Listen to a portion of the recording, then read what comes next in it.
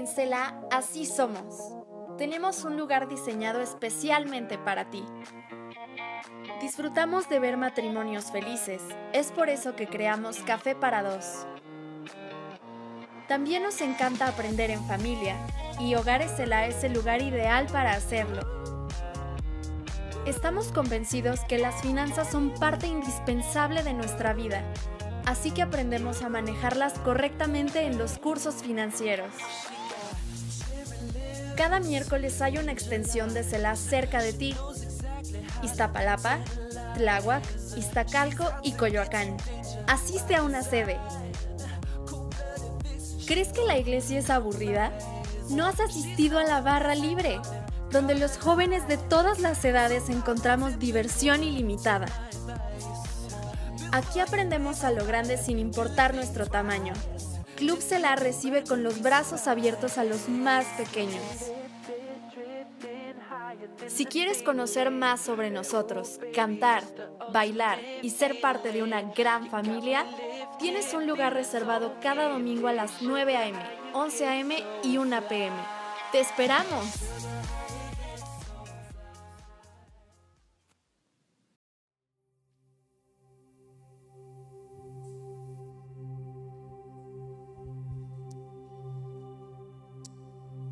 Dice la Biblia en el libro según San Mateo, capítulo 5, versículo 13 al 16. Jesús hablándole a sus discípulos diciéndoles: ustedes son como la sal que se pone en un horno de barro para aumentar su calor.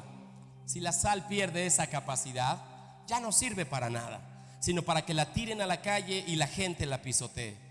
Ustedes son como una luz que ilumina a todos. Son como una ciudad construida en la parte más alta de un cerro y que todos pueden ver. Nadie enciende una lámpara para meterla debajo de un cajón. Todo lo contrario, la pone en el lugar más alto para que alumbre a todos los que están en la casa. De la misma manera, la conducta de ustedes debe ser como una luz que ilumine y muestre cómo se obedece a Dios.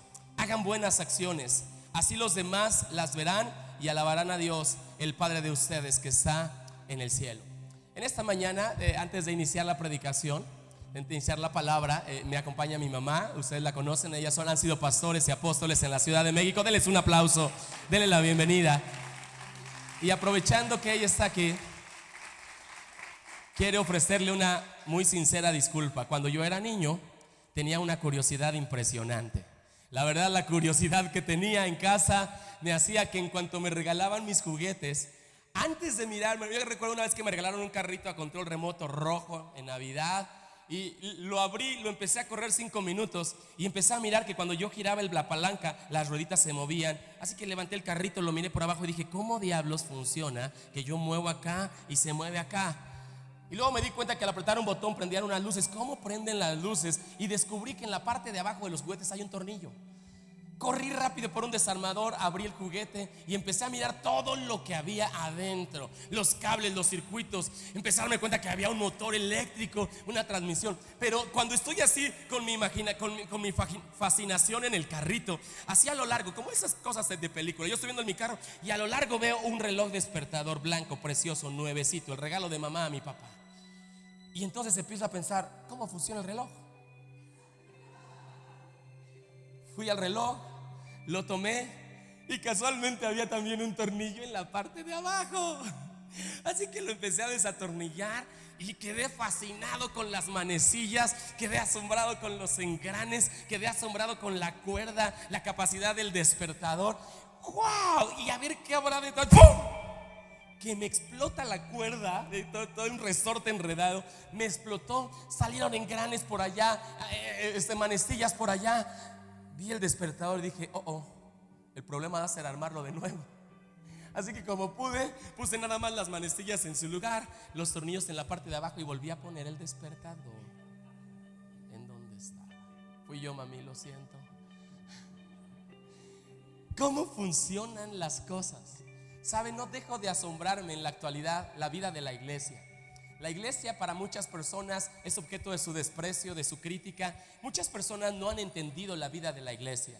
Generalmente las personas que critican y atacan la iglesia es porque nunca han tenido la oportunidad de experimentar la iglesia desde adentro. ¿Sabe? me fascina, es un milagro impresionante. Es algo espiritual, es algo sobrenatural, un milagro que trasciende. Las personas vienen de todas partes de la ciudad. Las personas dejan de dormir unas horas más el domingo, que generalmente es el único día de descanso que tienen. Algunos salen de casa sin desayunar, pero con un corazón increíblemente cambiado por Dios, con la intención de que una vez más suceda el milagro del domingo. Será nuestra casa. Yo me puedo imaginar a la gente en sus autos, en el transporte público, viniendo desde sus casas domingo por la mañana para que suceda el milagro de la iglesia una vez más. Y puedo comprobar que detrás de cada familia, cada persona, hay un soplo divino, hay un milagro divino integrando su iglesia, haciendo que la iglesia funcione. Quizá usted nos ve y algunos han dicho: wow, qué organización hay aquí. ¿Sabe? No es que seamos tan organizados. Wow, qué inspiración hay aquí en la adoración, qué bien está la música. La verdad no es que seamos grandes músicos. Wow, pero qué cosa, seguro. No, hay un soplo divino en cada persona que forma parte de la iglesia, y la iglesia sigue sucediendo, sigue trascendiendo. Alguien apláudele a Dios, que lo crea, que lo disfrute, que lo ha experimentado. Y es que la Biblia nos enseña, el Señor Jesucristo, que la vida de la iglesia, el poder de la iglesia, la dignidad de la iglesia están íntimamente relacionados a la función de la iglesia. Por eso en este versículo Jesús le decía a los discípulos quiénes eran ellos y cuál era su función. Ustedes son como la sal que se mete en los hornos para que aumente el calor, para que se preserve el calor. Ustedes son como una lámpara colocada en la parte más alta. Pero Jesús nos enseña que si no funcionamos, dígalo conmigo, no funcionamos.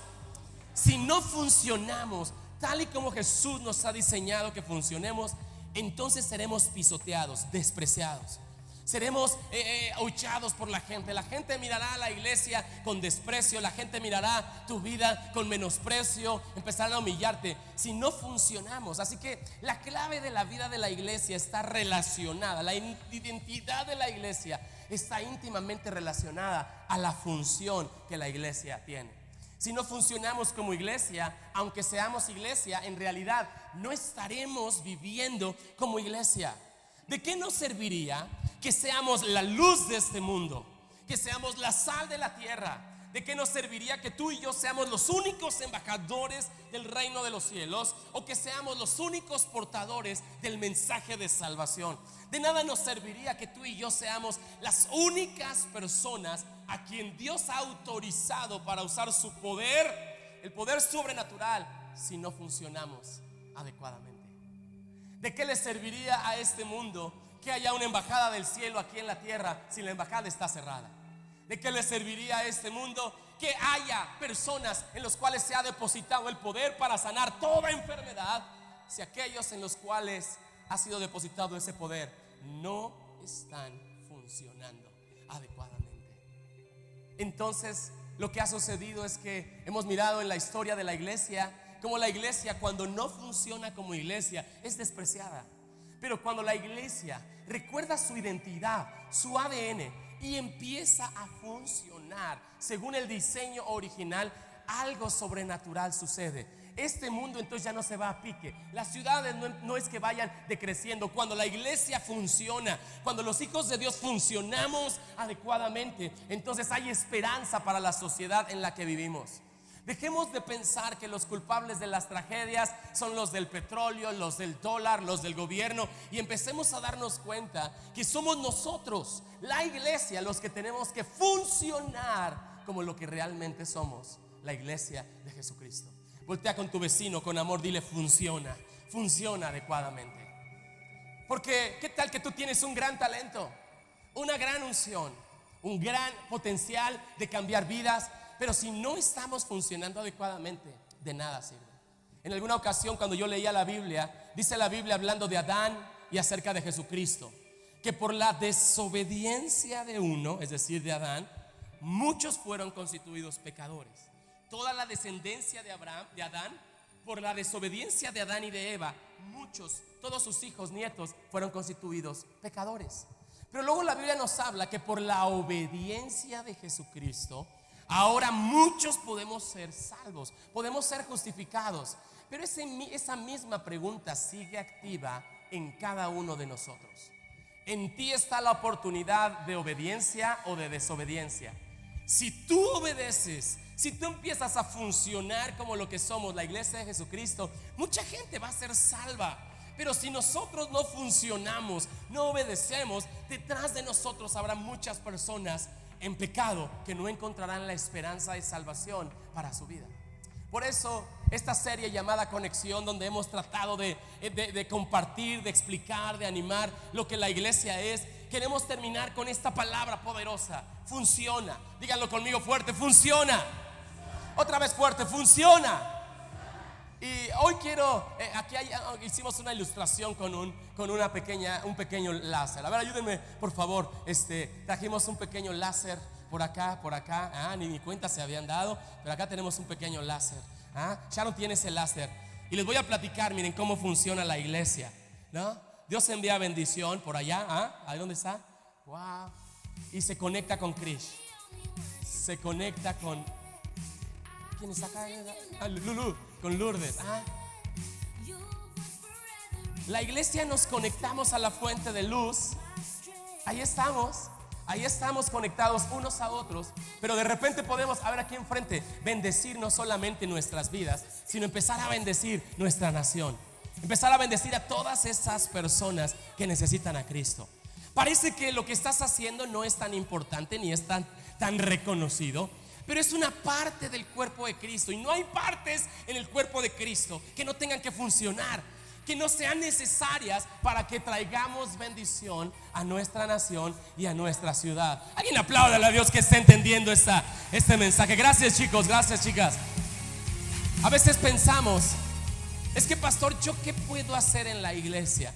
Yo soy tan pequeño en la iglesia. Pero es que pastor, mire, realmente yo no pude ni terminar una licenciatura, ni siquiera terminé la preparatoria ni la secundaria. Lo que yo tengo es tan pequeño que a poco de verdad puede ser utilizado por Dios. Quiero recordarle lo que Dios le dijo al profeta Jeremías. El profeta Isaías, también el profeta Jeremías. En el libro de Isaías, capítulo 49, verso 5, dice la Biblia: Dios me formó desde antes que naciera. Haga una pausa y reflexione en esto. Dios te formó aún antes que tú nacieras. Todavía no habías llorado por primera vez y Dios ya tenía una formación para tu vida. Dios ya tenía un plan para tu vida. Dios ya tenía una función para tu vida. Dígalo conmigo fuerte: Dios me formó antes que naciera. Y dice la Biblia: para que yo fuera su fiel servidor y siempre estuviéramos unidos. Para Dios yo valgo mucho y por eso Él me fortalece. Solo los que lo crean, denle un aplauso a Dios al escuchar este versículo. Nada más los que lo crean,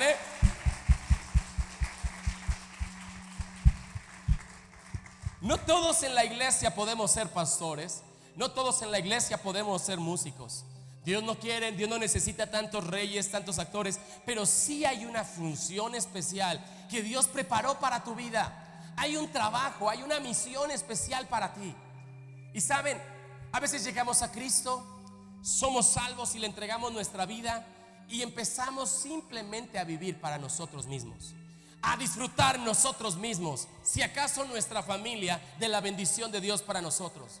Pero el evangelio no solamente consiste en que sea para mí, sino el principio del evangelio siempre es a través de mí. No solamente es que yo sea bendecido, que yo sea feliz, que yo tenga armonía en mi familia, que yo tenga salud en mis finanzas, que yo tenga salud en mi cuerpo, sino cuánto del evangelio fluye a través de mí y toca a otras personas y bendice a otras personas. Por eso cuando nos centramos en el evangelio en nosotros mismos, como no es el principio adecuado para funcionar en el reino de los cielos, poco a poco nos empezamos a secar. Poco a poco empieza a morir en nosotros la vida que Dios nos dio, porque Dios nos creó para funcionar. Dios nos salvó con un propósito. Dios nos hizo embajadores. Dios nos hizo predicadores. Dios nos hizo sal de la tierra y luz en medio de la oscuridad para funcionar. Cada uno de nosotros formamos parte de un plan maravilloso, de un plan sobrenatural. No hay uno solo en la iglesia a quien Dios no le haya dado una misión especial, un trabajo que cumplir. Y a veces nos confundimos disfrutando solamente la bendición que Dios nos ha dado y dejamos de funcionar en la bendición que Dios quiere darle a otras personas a través de mi vida. Les confieso que cuando más me preocupo por mí mismo es cuando más vacío estoy. Cuando más me preocupo porque yo esté bien, en realidad más broncas empiezan a suceder en mi vida. Cuando le empiezo a hacer caso a Jesús y empiezo a preocuparme por lo que a Él le preocupa, empiezo a ocuparme por lo que a Él lo ocupa, entonces me doy cuenta que algo sobrenatural desciende del cielo para mi vida. Algo sobrenatural desciende de parte de Dios para nosotros. Él empieza a tomar nuestras preocupaciones, nuestras cargas. Él empieza a cuidar de nuestras vidas, de nuestra salud, de nuestros hijos. Él lo empieza a hacer. Qué privilegio es seguir. Alguien apláudale a Dios. Qué privilegio es seguir el llamado de Jesús en ese tiempo. El evangelio no solamente es a través de ti, no es solamente en ti, sino es a través de ti. Porque estamos viviendo en una sociedad que constantemente está probando no lo que decimos, sino lo que realmente hacemos. No solamente demostramos que lo podemos hacer por decir que lo podemos hacer, sino cuando este mundo reconoce que estamos haciendo lo que decimos que podemos hacer, entonces nos considera como algo valioso, como algo relevante. Y es que hace 2000 años un hombre vino, cambió la historia de la humanidad. En un breve lapso de tiempo cambió y marcó la historia de toda la humanidad en antes y después de Cristo. En tan solo 3 años su vida fue tan impresionante que el eco de lo que él hizo sigue trayendo bendición 2000 años después. Sin embargo, antes de que él terminara su trabajo, hizo una declaración tremenda y les dijo: les conviene que yo me vaya. Les conviene que yo me vaya. ¿Cómo es posible que alguien que por 3 años cambió la historia de la humanidad ahora declara: es mejor que yo me vaya? Él dijo lo siguiente: que después de él vendría una generación de personas que harían cosas aún mayores que las que él hizo. Él declaró, y nunca dijo una sola mentira: después de mí vendrá una gente, una generación, un grupo de personas que serán la sal de este mundo y que se convertirán en la luz en medio de las tinieblas. Él lo declaró y entonces se fue. Él lo declaró y entonces subió al cielo. Él soltó una palabra. Él soltó, velo como promesa, velo como reto, velo como desafío, velo como quieras, pero él lo soltó y luego se fue. El balón está en nuestra cancha. Ahora el balón está de este lado. Que de verdad creamos que siguiendo los principios de Cristo Jesús, el ejemplo de Cristo Jesús, podemos hacer cosas aún mayores. Y cuando vemos a Cristo Jesús, en 3 años no encontramos en Él trabajando para Él, disfrutando solo Él, alegrándose solo Él, sino permitiendo que el reino a través de Él bendiga a muchas personas. Hay una multitud de personas esperando ser salvos y esperando que tú creas lo que Cristo dijo, que tú te decidas, que pongas tu vida en acción, que pongas tu vida en función, que empecemos a trabajar confiados en la promesa de Jesús. Ellos harán cosas mayores. Susúrrale al oído a tu vecino y dile: me están hablando a mí. Al del otro lado, por favor, dile: deja de estarle hablando mi vida al pastor. Yo creo que tenemos una oportunidad asombrosa. Yo creo que Jesús no dijo esa palabra solamente para lastimarnos, solo para avergonzarnos. Yo estoy seguro que Jesús declaró esa palabra porque Él miró, Él perdón que use esta expresión coloquial o vulgar, él tenía los pelos de la burra en la mano. Él tenía las evidencias del potencial, del ADN que tenía la iglesia. La iglesia tiene el potencial de hacer cosas en el nombre de Jesús aún mayores. Pero de nada nos sirve si no hemos creído que yo también tengo una función, yo también tengo un trabajo, yo también tengo una misión. Y por cada día que yo estoy pensando, ¿funcionaré o no funcionaré? ¿Lo creeré o no lo creeré? Por cada día que tú piensas, es que aquí en la iglesia ya hay bastante gente trabajando, ya no necesitan uno más.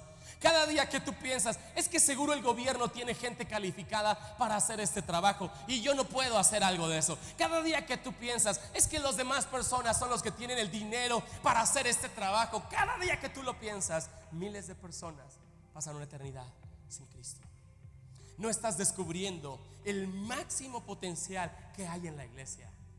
No te estás desaprovechando una gran bendición, un gran poder, un gran potencial que Dios trajo a nuestras vidas. Dice la Biblia que cuando la suegra de Pedro fue sanada por Jesús, ella inmediatamente se levantó y se puso a servir a Jesús. Ella usó el regalo de su salud recuperada para servir, para que su vida, una vez que fue sanada, tuviera un propósito en la sociedad donde vivía. Somos sanados para servir a otros. Somos bendecidos para hacer una bendición a los demás. Somos salvados para servir, no solo para no hacer nada y esperarnos que nos vayamos al cielo. ¿Te has preguntado por qué Jesús nos deja, después que le entregamos nuestra vida, nos deja todavía en este mundo que está de cabeza? ¿Por qué no nos lleva ya al cielo? Ya te acepté, Señor, ya soy salvo. Si inmediatamente me llevan, mira, ni riesgo de que vuelva a caer en pecado hay, ¿no? Vámonos al cielo. ¿Por qué Jesús no hace eso? Sino solo porque la esperanza de la sociedad donde vivimos no reside en las universidades. Y por favor, no estoy diciendo que no estudien. Felicidades, Jade, ayer que terminaste tu especialidad como felicidades, estudien. Pero ella no va a la universidad para encontrar la solución de este mundo. Ella va a la universidad porque en ella está la solución de este mundo. No va a venir del gobierno, no va a venir de la banca. El cambio en la historia de la humanidad solamente puede venir cuando la iglesia funciona como Dios dice que funcione. ¿Para qué Dios nos pide que sirvamos? Déjame responderte rápidamente estas preguntas. ¿Para qué Dios quiere que seamos siervos? ¿Por qué no simplemente nos nombró emperadores, superestrellas, gente santa que puede vivir en este mundo caminando a 1 metro de altura del piso? No. Dios nos pide que seamos servidores porque Él quiere aprovechar cada momento en nuestra vida para formar en nosotros su carácter, para que nos parezcamos más a Él. Y no hay algo que se parezca más a Cristo Jesús que un servidor. Por eso cuando tú te dispones a servir a los demás, algo empieza a suceder desde el cielo que convierte tu carácter, tu personalidad, tu identidad, y te pareces más a Cristo. Sirviendo nos parecemos al máximo servidor, Cristo Jesús, que siendo Dios, que estando en un trono eterno, se despojó de la comodidad, de la dignidad que Él tenía y vino entre nosotros como un ser humano más. Y siendo ser humano, siendo un hombre como nosotros, de carne y hueso, Él se convirtió, Él decidió voluntariamente ser un siervo de todos. Inclusive Él le lavó los pies a quien eran sus discípulos. Él renunció a la gloria que tenía en el cielo para convertirse en un servidor. Y por favor, cuando una persona viene a Cristo, confiesa a Jesús como su Señor y Salvador, pero no nace en él la disposición de servir, de hacer algo por los demás, yo dudaría que ese encuentro haya sido del todo genuino. Porque es imposible que entendamos que nuestra vida está en el lodo, en la basura, y que alguien que sirvió vino a salvar mi vida y yo me quede igual. Es imposible. Este mundo solamente transfiere una filosofía y reta a los seres humanos a ver cuánto pueden aprovechar la vida en ellos mismos, a ver cuánto pueden aprovechar de la vida, cuánto provecho le pueden sacar a la vida en este tiempo que viven aquí. Pero no es la filosofía de Dios.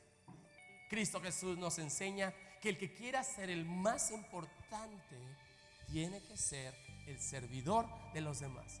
Por esto la vida no consiste en cuánto acumulas, en cuánto te llenas, en cuánto te engrandeces, sino cuán útil puede ser tu vida para bendecir a los demás, para que el reino de los cielos que ha sido depositado en ti fluya a través de ti y toque a muchas personas. Y mira, la Biblia está llena de personajes de todas las edades, de personas de todos los niveles sociales, personas que tuvieron la oportunidad de estudiar y personas que nunca tuvieron la oportunidad de estudiar.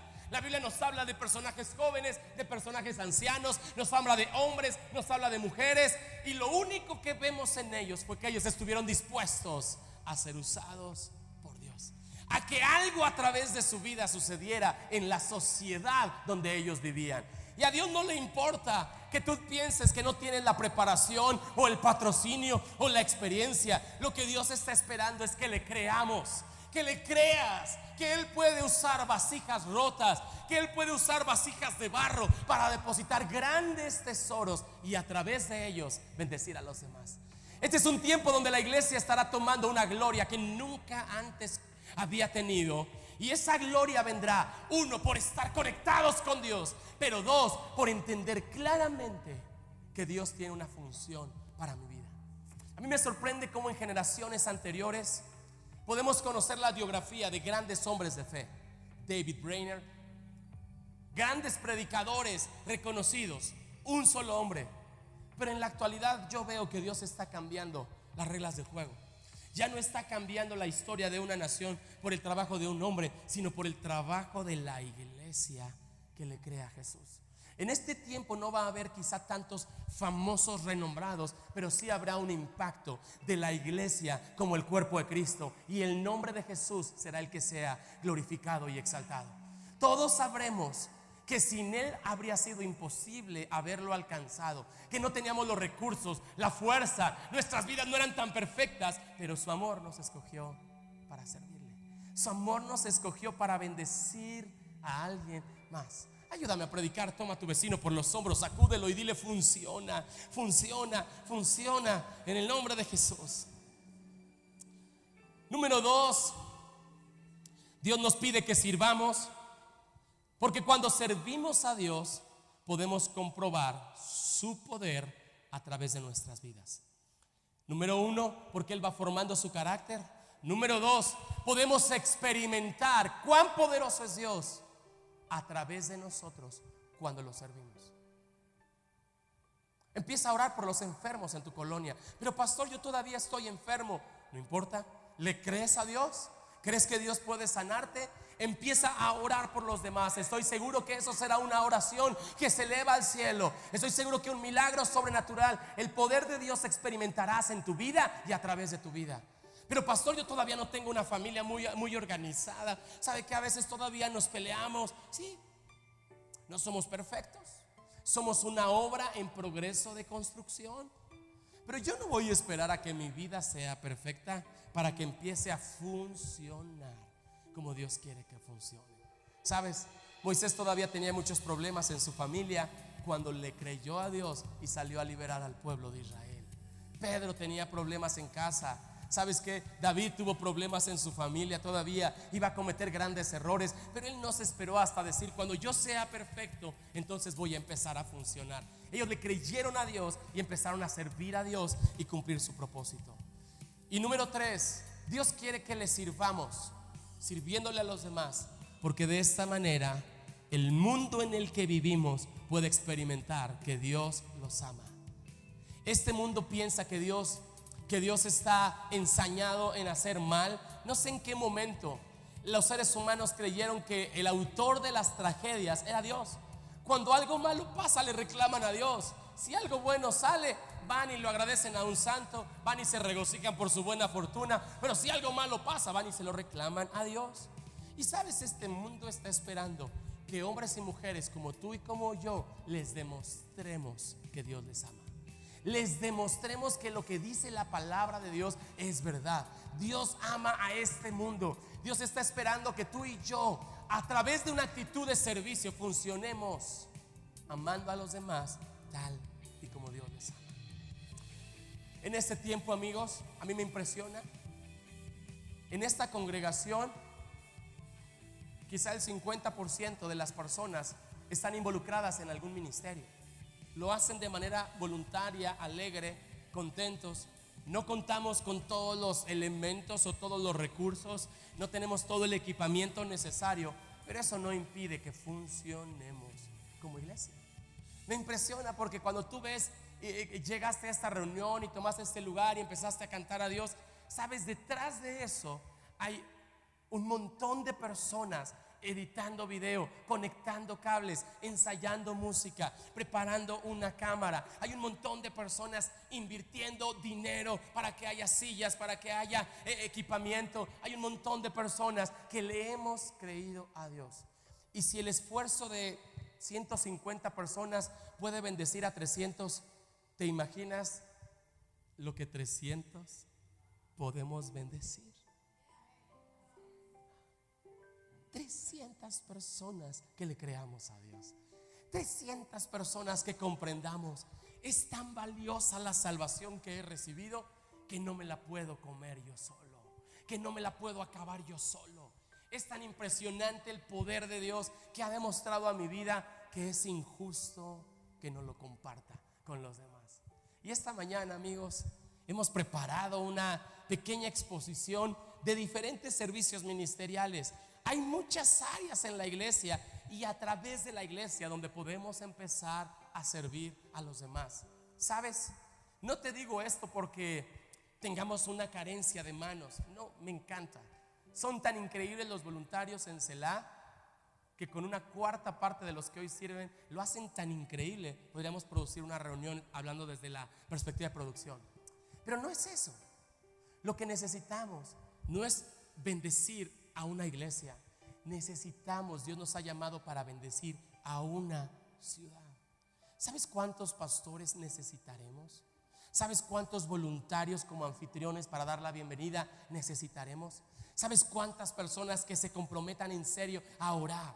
¿Sabes cuántas personas necesitamos que se comprometan a evangelizar y ganar almas para que cumplamos el propósito con el cual Dios nos ha llamado a salvación?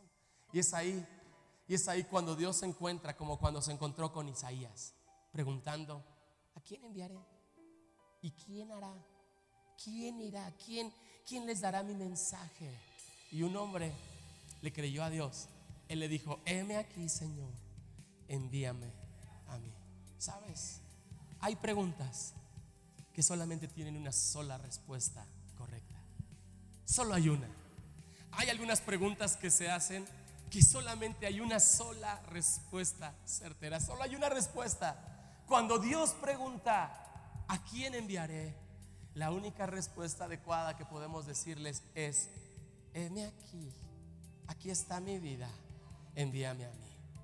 A Dios no le importa que le digamos: mira, envíalo a él, Señor, yo estoy muy ocupado.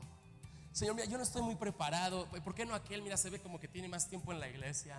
Mira, envía a Arturo, Señor. Mira, él está bien entrenado en Cristo, es un muchacho bien, ¿no? No. La única respuesta adecuada cuando Dios pregunta: ¿a quién enviaré?, es: envíame. ¿Quién le quiere responder adecuadamente a Dios? Que se ponga de pie en esta hora. ¿Por qué no le damos un aplauso a Dios en esta mañana bien fuerte por esta palabra? Heme aquí, envíame a mí. Quiero que sepan que el corazón de Dios late todos los días por los miles de perdidos en los hospitales, en las cárceles, en las calles, pero también los miles de perdidos que están en las universidades, como médicos en los hospitales, en la bolsa de valores. No pienses que solamente quienes no tienen dinero están perdidos. Hay gente con educación, con una cuenta bancaria bastante ancha, y están perdidos. Gente viajando en los aviones, perdida. Viajando en el metro, perdido. Tantas personas por las cuales el corazón de Dios está latiendo. Yo quiero dedicar mi vida a que la prioridad en mí sea darle una oportunidad a la Ciudad de México de escuchar el mensaje verdadero y de recibir el abrazo verdadero. el abrazo de parte de Dios. Si tú le quieres responder a Dios de una manera positiva, te quiero pedir que cerrando tus ojos, no porque alguien te vea, las cámaras están aquí al frente solamente, levantes conmigo tu mano derecha para decirle a Dios: Dios, heme aquí, Señor, envíame a mí. Señor, yo quiero ser usado por ti en mi generación. Padre, no hay mucho que tenga, quizás no hay mucho que yo sepa hacer, pero si tú puedes usar, Dios, a un niño para matar a un gigante, si tú puedes usar a un ancianito para profetizar la venida de Cristo, puedes usar a una pareja de ancianos para que nazca de ellos Juan el Bautista, si tú puedes usar a un joven que estaba perdido en la soledad, abandonado por sus padres como Gedeón, para usarlo y liberar al pueblo de Israel, yo quiero ser parte de esa generación de iglesia que funciona. Díganlo conmigo: la iglesia que funciona. No solo la iglesia que se reúne, no solo la iglesia que sonríe, no solamente la iglesia que sana o salva, sino la iglesia que funciona. Yo quiero ser parte de esa función, Señor. Quiero que este mundo en el cual vivo hable bien de tu iglesia, no por lo que decimos, sino por lo que hacemos.